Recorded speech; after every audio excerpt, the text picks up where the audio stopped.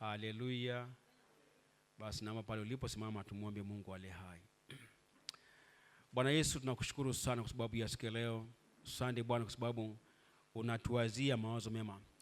Tupe neema ya kushikilia hayo unayotuwazia, ili kwamba Mungu mwenye nguvu katika kushikilia na kuyatafakari yaweze kutokea kwa halisi katika maisha kila moja. Ninaomba Bwana kwa ajili ya kila mtoto ambaye Mungu mwenye yuko mahali hapa siku leo, kila kijana na kila baba, kila mama. Naomba mfalme mtukufu, sababu umetupanda mahali hapa kusudi maalum. Najua kwamba mbingu inafurahia siku wa mahali hapa, lakini dunia yaweza kuwa na nia nyingine ya tofauti. Lakini Mungu tupe neema Bwana kwamba tuweze kutafakari ukuu wako, na kwamba Mungu mwenye nguvu katika kutafakari huko na kuweza kuyaaksi na kuweza kuyavuta katika maisha yetu. Mfalme mtukufu hai, tunakwenda kwa watu wako halisi, tunakwenda kujitengeneza, tunakwenda kufaa kwa ajili ya mafao makubwa ambayo Mungu mwenye nguvu umetuelekea katika siku zetu za sasa na hata siku za usoni. Naomba Roho wako Mtakatifu ambaye ni mwalimu endelee kutufundisha Mungu hai. Fungua ufahamu wetu Bwana, tuweze kulielewa neno lako la uzima, na katika kuelewa huko Mungu hai napata maarifa ambayo Bwana itaweza kututoa katika maangamizo yetu ambayo yamkini tumeingia sasa kwa sababu ya kukosa maarifa haya. Msaidie kila mmoja Bwana kwa msikivu kwa neno lako la uzima.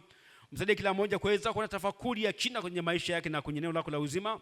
Msaidie kila mmoja Bwana kuweza kuwa si tu wasikiaji na wenye kutafakari, pia wenye kuchukua hatua sawa sawa na maarifa ambayo Bwana ameyapata. Tutengeneze Mungu hai. Umetuita tuweze kuwa wanafunzi wako.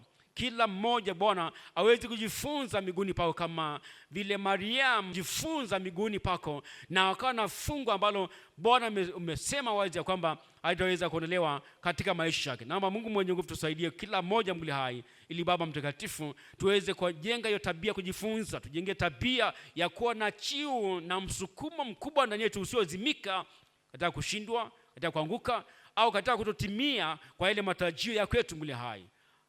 Naomba Roho Mtakatifu atusaidie ili Bwana tuweze tunapokaa kujifunza neno lako Mungu mwenye nguvu tuweze kupata ufahamu ambao utatusaidia. Pia naomba utupe namna ya kuweza kuyafanyia kazi katika maisha yetu. Asante kwa sababu najua kwamba hakika kila mmoja ana fursa ya kwenye maisha yake. Mpaka sasa Bwana umetupa fursa ya kuweza kujiokoa, na sio sisi tu, lakini pia na ndugu zetu na jamaa zetu, wakwe zetu, mashemeji na wengineo.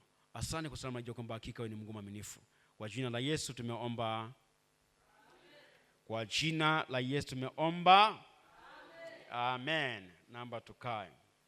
Siku ya leo tunaangalia somo muhimu sana lenye kuzungumzia hatari ya kukawia ambako imewakumba watu katika maisha yao. Kwa tutakwenda kuangalia mtu mmoja, au nasema kuangalia familia moja ambayo ilitembelewa mpaka na malaika. Jaribu kufikiria, unatembelewa na malaika bado unakosa, unapotea. Bwana Yesu atusaidie na aturehemu. Kitabu cha Mwanzo sura ya 19, twende Mwanzo, kwenye kitabu ambacho ndugu yetu yupo bado.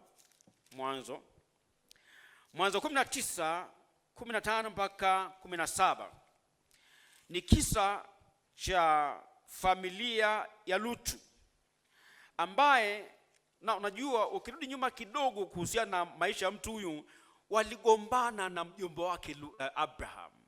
Magomvi kwenye familia. Hebu jaribu kuwaza, magomvi kwenye familia yanasababisha watu wengine kufanya maamuzi, kuchukua hatua ambayo sio sawa, na hatimaye anapoteza dira. Sababu na kilichotelekea magomvi kutokea ni kwa sababu ya mali zao, mifugo yao. Gombana wao kwa wao, wachungaji wa Abraham, wachungaji wa Lutu wanagombana. Na katika gombi huo sasa basi wakatengana. Lakini kwa sababu kutengana kwao ulikuwa ni msingi wa ugomvi, na Lutu akaenda mahali ambapo kimsingi ni kwenye jehanamu ndogo duniani. Mara nyingi tumechukua hatua, tunasema tumekorofishana mtu. Leo ngoja labda niende moja kwa moja kwenye mada hii, kwamba unajua nimekorofishwa kanisani, sasa nimeondoka. Kwa bahati mbaya sana ilikuwa kwenye kikao, nadhani ilikuwa mwezi wa 8 kama sikosei. Ndugu ambaye nilipiga nikamwambia mchungaji, nimetoka lakini niko jangwani. Unajua unaweza kuona maneno ambayo tunakuambia hapa ni kawaida tu, ni kama mazoea, kwa sababu umeshazoea. Ni kama mtoto nyumbani ameshazoea kula pilau, nyama, mwisho wa siku anakimbia tu anaenda kula maudongo huko barabarani, kwa sababu ameshazoea wali tu, wali. Nishazoea. Ile ni mchungaji akanipigia akaniambia, mchungaji, nimetoka Deeper Life lakini na nimekufa, na kimsingi alilazimisha kurudi. Sasa kwa nini nasema hivi? Kwa sababu ni kaukorofi kidogo kilitokea na kuonywa liko kuonywa na kutaka kuelekezwa, ikamfanya afanye maamuzi ambayo yamemgharimu maisha yake. Yamemfanya afanye maamuzi ya kwenda jangwani. Leo anataka kurudi. Tunaweza kuona kwamba ugomvi kati ya Lut na Abraham iliyotokana na ugomvi kati ya kutengana kwa Lut na Abraham kuliko tokana na ugomvi kati ya wachungaji wao kwa wao, ndio iliyomfanya Lut maamuzi ya kwenda mahali alipopaona yeye kwamba ni bora, pana majani, pana maji ya kutosha kwa ajili ya mifugo yake. Na utaweza kuona Lut akachagua. Kwa hiyo unaweza kugombana kwenye familia ukafanya maamuzi ambayo sio wakati. Na ukasema nimeshatengana naye, nimeshakurufia naye, tumeshaachana. Lakini kumbe unashindwa kuelewa msingi wa hizo baraka ulizo nazo ni yule ambaye unatengana naye. Leo nizungumze tu kwa huduma hii, sio kujisifia. Lakini mpaka leo kuna vijana tuliokuwa nao walikuwa watoto enzi hizo, wanasema msingi ya maisha ya kiroho tunayoishi nayo ni ule ambao tumewekewa zamani zile, waliofundishwa kanisani, kama hao ambao tunafundisha hapa. Sasa ugomvi uliotokea kwa sababu ya mali zao, na mwisho wa siku Lutu akaamua kwenda kuweka karibu hema yake karibu na Sodoma.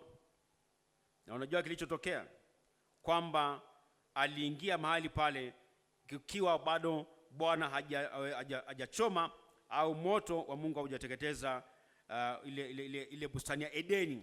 Ilikuwa Adeni ya Mungu, ilikuwa safi, ilikuwa bustani ambayo imejaa na maji ya kutosha kabla Bwana hajaangamiza Sodoma. Sasa ni vizuri kuweza kuelewa kwamba kuna maamuzi mengi tunafanya katika msingi wa hasira.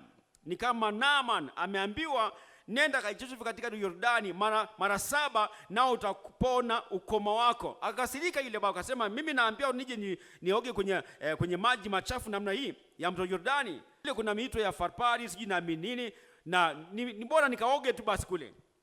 Lakini akujua kwamba kuoga kule si tu kwa maana ya maji peke yake, pia tamko na ufunuo ambao Elisha alikuwa nao by that time kwa ajili yake mwenyewe binafsi. Tunaweza kuona baada ya kuwa amekubali akabembelezwa. Unajua kuna watu ambao wanahitaji basi njoo tu basi basi ukae sawa, na kweli wengine wabembelezwa watatoboa wataenda mbele, lakini wengine pia hawataweza kwenda popote pale. Kwa hiyo Naaman akakubali ubembelezi wa watumishi wake, na hatimaye akaenda kujichovya mara ya kwanza, mara ya pili, mara ya 3, mara ya 4, mara ya 5, mara ya 6, ya 7, na hatimaye akaanza kuwezeka na kuanza kujitoa vizawadi ambavyo hata havina msingi wote katika maisha ya mtu wa Mungu anaitwa Elisha. Kwa hiyo akamwambia pishi ile mbali. Hata maana yake ni kwamba kuna mivutano mingi ambayo tunakuwa nayo katika maisha inayotokana pengine kwa sababu ya uhusiano uliopo na vitu vingine kama chivyo.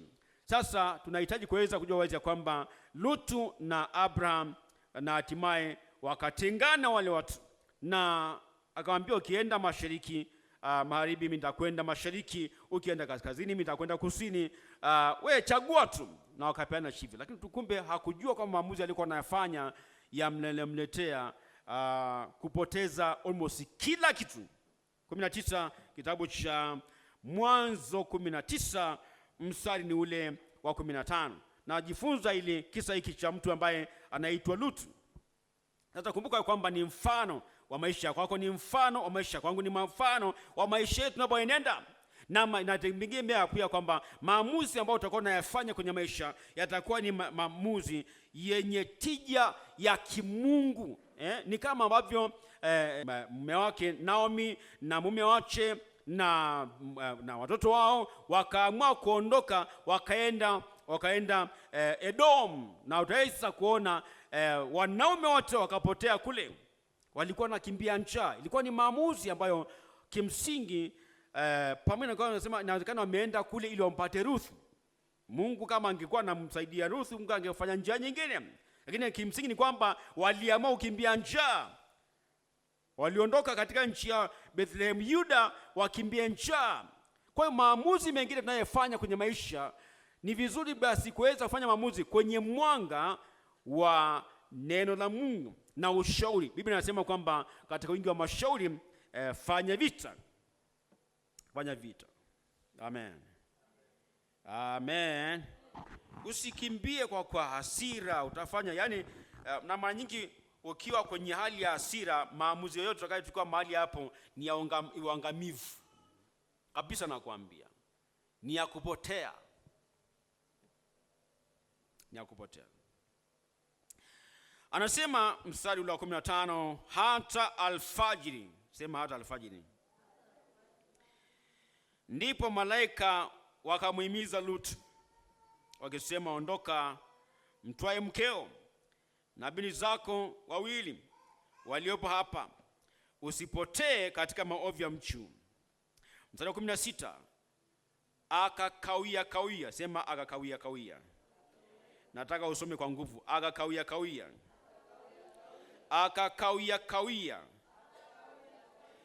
Anasema akakawia kawia, nao wale watu wakamshika mkono na mkono wa mkewe na mkono wa binti zake wawili, kwa jinsi Bwana alivyomhurumia, wakamtoa wakamweka nje ya mji. Bwana atatuokoa.